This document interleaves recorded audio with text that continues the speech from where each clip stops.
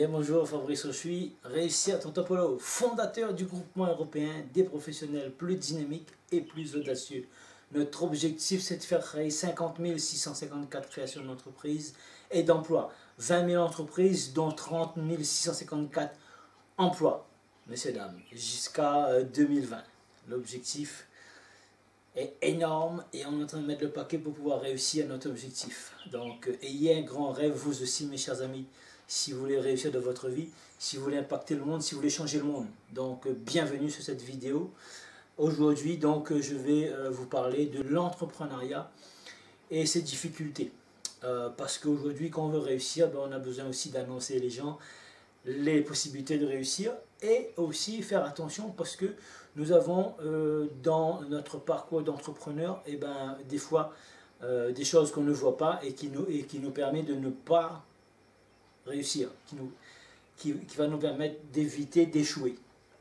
Alors, pour continuer, je vais boire un coup ici, à votre santé. Scène 41, réussir ton topolo. Donc, je vais vous donner un exemple de personnes qui se sont lancées dans les affaires. Je ne vais pas prendre les vrais prénoms parce que c'est histoire réelle. Ce n'est pas de la fiction, c'est de la réalité. Alors, nous avons donc un couple, cinquantaine, 47 ans exactement, la dame et le monsieur, il doit avoir à peu près 50 ans. Chef d'entreprise, voilà maintenant 15 ans. 15-18 ans même, hein, chef d'entreprise. Donc le monsieur dans le bâtiment,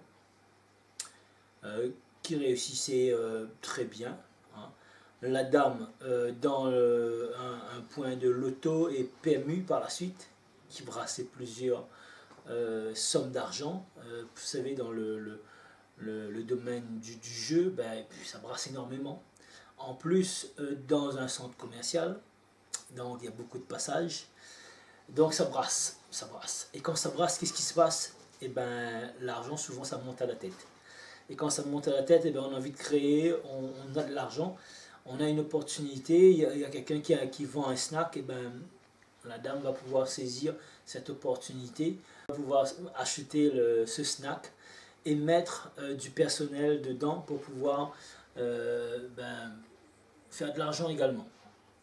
Elle va pouvoir aussi mettre du personnel dans son bureau de loto et de PMU pour pouvoir également faire plus d'argent. Sauf que maintenant, c'est deux métiers différents parce qu'elle a deux commerces dans différents domaines. En fait, ils ont trois sociétés parce que le monsieur il a une société dans le bâtiment, la dame qui a une société dans les jeux, divertissement, loto et PMU dans une grande surface, je rappelle, donc beaucoup de passages, et en plus elle a un snack. Donc un snack c'est quelque chose qui brasse aussi beaucoup d'argent et qui attire beaucoup de clients parce qu'il faut bien manger tous les jours. Donc l'argent, qu'est-ce qui se passe? Ça va, ça vient, si on ne fait pas attention, et ben, ça nous monte à la tête très vite. On monte à la tête très vite. Et par la suite, après, on peut être déboussolé parce qu'on peut être dépassé par les événements. 3, 4, 5, 6 ans, 7 ans, tout va bien, tout va merveilleusement bien. Les affaires vont bien, l'argent rentre, on commence à confondre chiffre d'affaires et bénéfice. Ah, attention à ne pas confondre chiffre d'affaires et bénéfice. Le bénéfice, c'est ce qui vous permettra de faire vos investissements. Les bénéfices, c'est ce qui va vous permettre de vous payer vous, si vous n'êtes pas salarié. Les bénéfices, ça va vous permettre de faire des fantaisies, si vous voulez faire des fantaisies. Hein. Mais bien, dans tous les cas, il faudra donc prévoir et anticiper, parce que si vous avez des machines dans vos établissements, ces machines-là ne seront pas immortelles. Donc un jour ou l'autre, ça va casser, ça va tomber en panne, ça va disparaître. Donc il faudra prévoir une trésorerie pour tout ça. Donc, Simone et son mari Germain, Simone et Germain, waouh, des jolis prénoms. Simone et Germain, donc, gagnaient beaucoup d'argent. Et là, il se trouve, il y a quelqu'un qui a commencé à jouer dans la caisse. Donc, il manquait, je ne sais plus, au moins 10 ou 15 000 euros dans la caisse du loto. On ne sait pas qui a pris. Simone, elle ne sait pas qui a pris. Et comme il y a ses enfants, il y a son mari, enfin, le personnel, il y a tout ça. Et la personne n'a pas dû prendre tout simplement en une fois. Ils ont dû prendre en plusieurs fois. Et à un certain moment, il manquait 15 000 euros dans la caisse pour pouvoir régler le loto. Et bien le loto, donc vous savez, vous ne réglez pas, il manque 15 000 euros. Qu'est-ce qui se passe? Et ben, il va vous retirer tout simplement votre licence. Donc, elle paie à la licence du loto. Donc, il lui reste les grattages. Il y a toujours une commission là-dessus. Le chiffre d'affaires qui est moindre. Après, là où les problèmes vont commencer. Et oui, les problèmes vont commencer. Qu'est-ce qui se passe? Et ben, après, ben, il y aura le problème avec le snack. Parce que quand un problème arrive, et ben, c'est comme les champignons, ça va multiplier si vous ne faites pas attention. Donc, surtout si vous n'êtes pas fort ici et si vous n'êtes pas équipé, si vous n'êtes pas organisé. Donc, qu'est-ce qui se passe? Ben, là, c'est la chute, l'enfer, la chute vers les 20 milieux sous les mers. Donc, qu'est-ce qui se passe? Eh ben, elle commence à avoir des problèmes. Donc, moins de chiffre d'affaires au niveau du bureau de PMU et de loto. Sachant que le loto, la Française des Jeux, la marge est beaucoup plus confortable que le PMU. Donc, pratiquement la moitié, plus de la moitié du chiffre d'affaires coupé en deux. Les charges fixes restent les mêmes. Là, ben, le mari il tombe malade. Il arrête son activité dans le bâtiment. Il faut savoir gérer donc le mari qui est malade, qui rentre à l'hôpital, le PMU et le snack. Elle se retrouve toute seule à gérer tout ça. Et ça part en déclin, tout simplement. Ils n'arrivent plus à joindre les deux bouts, puisque le personnel du snack ben, lâche également. Elle se retrouve toute seule. Elle a besoin de récupérer un personnel, rechercher un autre personnel pour mettre dans le snack. Elle a besoin d'être tous les jours à côté de son mari à l'hôpital. Elle a besoin d'être dans son bureau de PMU dans la grande surface. Et là, elle est dépassée. Les dettes commencent à s'accumuler. Elle ne paye plus la TVA, elle fait plus de déclaration d'impôt, elle ne paye plus le comptable, elle ne paye plus personne. Et là, elle fait la politique de l'autruche. Qu'est-ce qui se passe quand vous faites la politique de l'autruche? Vous mettez votre tête là ici dans un trou et votre derrière vous le laissez en l'air. Donc qu'est-ce qui se passe? Et ben, elle s'est fait botter le popotin, tout simplement. Et ouais, je vous donne l'image de l'autruche là qui met la tête dans un trou et puis son corps en haut comme ça. Ouais. Je rigole mais c'est la réalité et c'est malheureux. Aujourd'hui, très vite, qu'est-ce qui s'est passé? Elle a essayé, je dis bien essayé. Pourquoi essayer? Parce que essayer, c'est une façon bruyante de ne rien faire. Elle a essayé de mettre quelqu'un dans le snack qui n'était pas chef d'entreprise, qui travaillait un peu avec elle et elle voulait donner cette possibilité-là. Mais un salarié, il n'a pas la mentalité d'un entrepreneur. Un entrepreneur, il a besoin d'être sur différents atouts, différentes places, être fort dans différentes places, c'est-à-dire dans son domaine de production, s'il est dans la restauration et dans l'agroalimentaire, c'est-à-dire produire une alimentation de qualité pour pouvoir nourrir ses clients. Il a besoin de savoir communiquer, il a besoin de savoir gérer, il a besoin de savoir faire les papiers, la comptabilité. Il a besoin de savoir tout simplement gérer son personnel, gérer les stocks, et oui, gérer les fournisseurs, enfin gérer beaucoup de choses en même temps. La personne, effectivement, elle arrive, elle n'a pas suffisamment d'expérience, qu'est-ce qui se passe? Ça coule. J'ai vu que j'intervienne, catastrophe, au bout de 2 mois et demi, récupération locale. Je donne quelqu'un d'autre, un peu plus sérieux, qui veut se relancer dans les affaires. 3-4 mois, la personne ne paye pas son loyer. Avec un loyer, avec 3, 4, 5, 6 mois de loyer impayé, et ça s'accumule. Et là, ça commence à vraiment à être la descente aux enfers. Ce qui se passe, cette bonne femme, elle a envie de se suicider. Waouh, c'est triste. Oui. Être dans les affaires, gagner de l'argent, créer une entreprise, 2 entreprises, 3 entreprises et après envie de se suicider. Vous voyez le ton que j'utilise? Même mon ton de communication change. C'est pour vous dire la tristesse. Et quand vous voyez que ces personnes-là, ils sont dans des situations de tristesse comme celui-là, eh bien, qu'est-ce qui se passe? On ne peut pas lâcher ces personnes-là.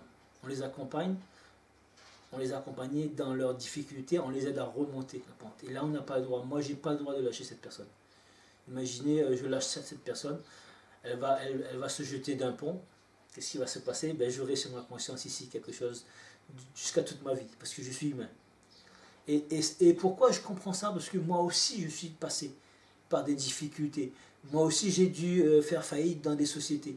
J'ai cette expérience. Moi aussi, j'ai voulu prendre mon fourgon, ma famille, et m'envoyer en l'air comme ça dans un ravin.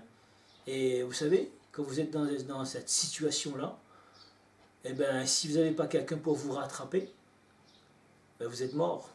Vous êtes sur la chute, vous pouvez que chuter. Donc, burn-out. Voilà, un burn-out. Elle a eu la chance, en fait, dans son parcours, Simone, elle a pu trouver un emploi, même à ses 47 ans, quelqu'un qui voulait acheter son bureau de l'auto et PMU. Donc, il a pris en tant qu'employé, parce que cette personne, il a 2 ou 3 bureaux de l'auto, et il n'était pas aussi organisé. Donc, qu'est-ce qui s'est passé? Ben, elle est allée donner un coup de main, elle a eu un poste. Donc, voilà, pendant 2-3 mois, tout allait bien. 5-6 mois après, la personne commençait à payer à coup de lance-pierre, payer à coup de 500-600 euros. Et elle, bon, comme après, elle a dû se séparer avec son mari, elle a dû trouver un loyer. Donc, elle a dû quitter sa maison, trouver un loyer. La voiture qui est vieille, ben, qui va certainement casser, donc pas d'emploi fixe et sûr, parce qu'elle était que sur du court terme avec la personne.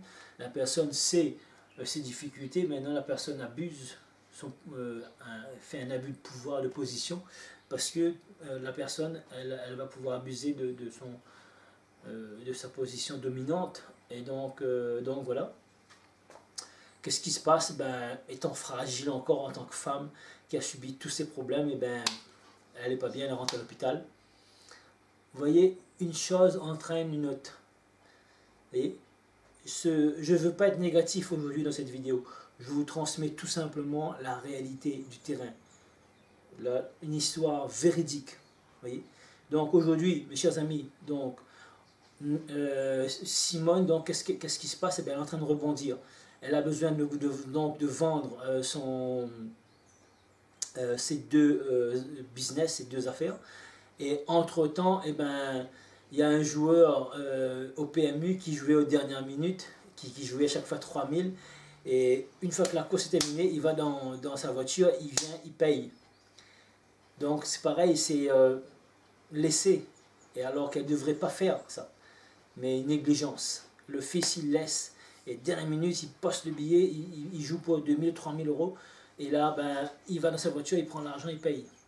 Là, ce qui se passe, ben, la personne, vas-y, il fait un billet à 3000, il a perdu, il prend sa voiture, il se casse. Waouh! Il se casse, la personne.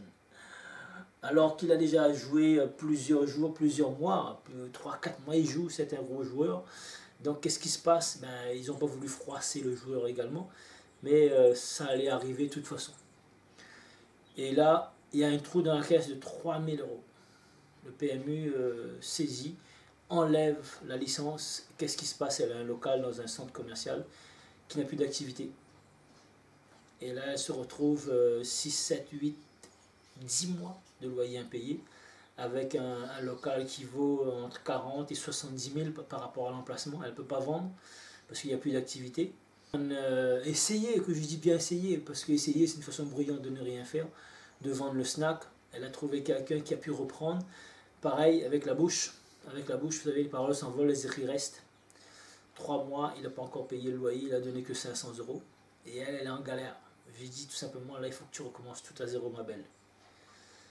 Tu quittes là, tu vas rechercher un autre boulot, dans une autre activité, dans quelque chose que tu aimes, tu vas te débarrasser de ton snack rapidement, le plus vite possible, mettre des annonces pour être en stratégie massive, en communication, chercher d'autres personnes qui vont pouvoir acheter le local et rebondir.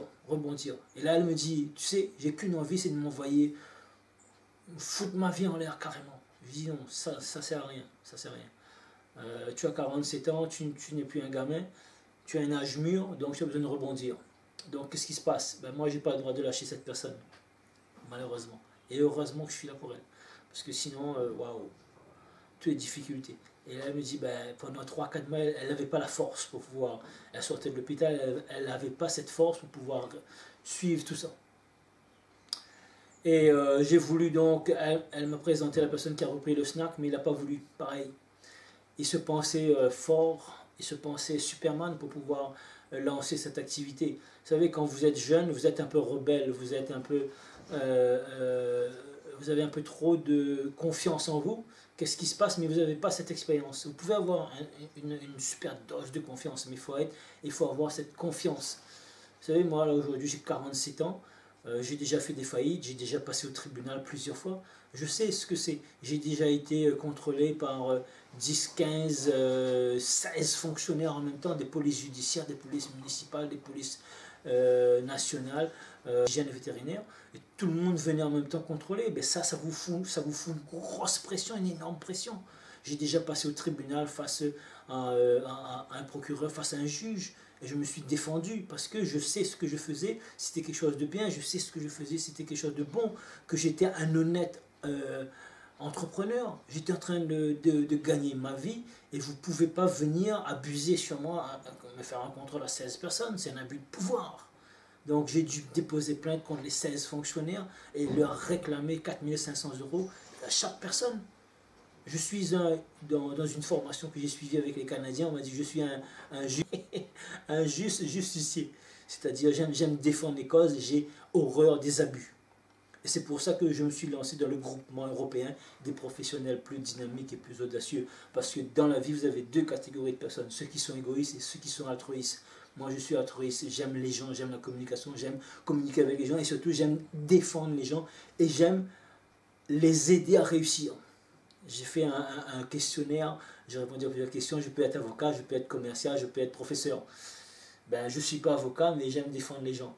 Je ne suis pas professeur, mais j'aime enseigner. Je suis vendeur et donc j'aime vendre. Et donc j'ai trouvé ma voie.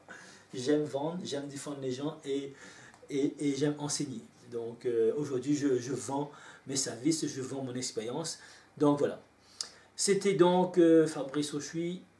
Réussi à tirer Tonton Polo, fondateur du groupement européen des professionnels plus dynamiques et plus audacieux.